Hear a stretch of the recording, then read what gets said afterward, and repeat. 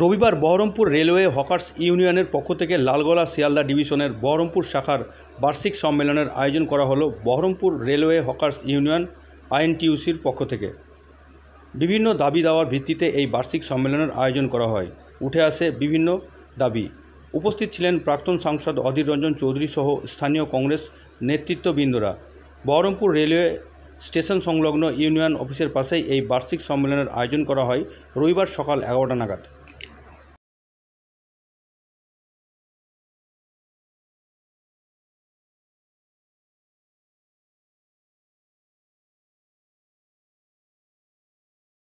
আজকে আমাদের Indian national trade union কংগ্রেসের পক্ষ থেকে affiliated union Baharampur railway hawkers ইউনিয়নের আমাদের প্রত্যেক বছরে একটা করে প্রোগ্রাম হয়।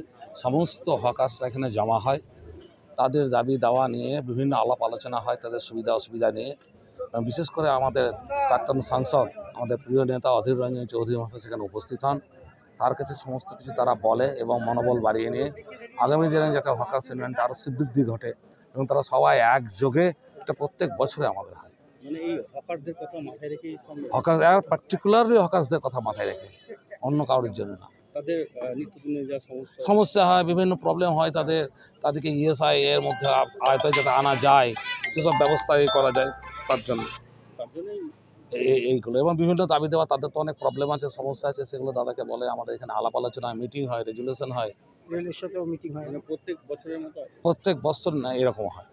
হ্যাঁ, এবং বিশেষ করে হকার্সদের একটা সম্মিলিতভাবে খাওয়া দাওয়া সব শেষে, প্রোগ্রামের শেষে আনন্দ উৎসবও করে এবং নিজেদের মধ্যে আলাপ আলোচনা হয়। আমরাও আইএনটিসি জেলা সভাপতি, আমি সেই জন্য আমি তাদেরকে কিছু সাজেশন দিই বা তাদের পাশে থাকার জন্য সাহস যোগাই। আমার নাম অজয় চ্যাটার্জি, আইএনটিসি জেলা সভাপতি। আপনারা সবাই জানেন যে এখানে প্রত্যেক বছর রেলে যারা কেনা বেচা করে, যাদেরকে হকার বলা হয়, সেই হকারদের সম্মেলন হয়।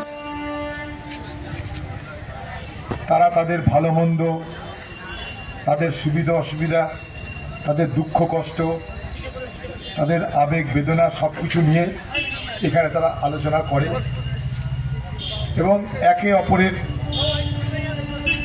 সমস্যা তারা নিজেদের মধ্যে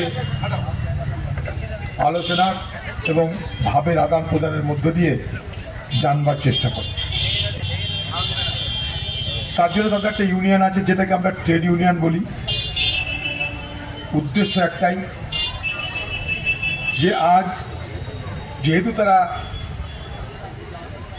হকারি করে তাদের এবং তাদের পরিবারের জীবন ধারণের ব্যবস্থা করে, তাই সহজেই বুঝতে পারছেন তারা কেউ কোটিপতি নয়, শিল্পপতি নয়। তাই তাদের একে অপরকে রক্ষা করবার জন্য এক হয়ে থাকাটা জরুরি। জীবনের স্বার্থে জরুরি, পেশার স্বার্থে জরুরি, রোজগারের স্বার্থে একে অপরের সঙ্গে ঐক্যবদ্ধ হয়ে থাকাটা জরুরি।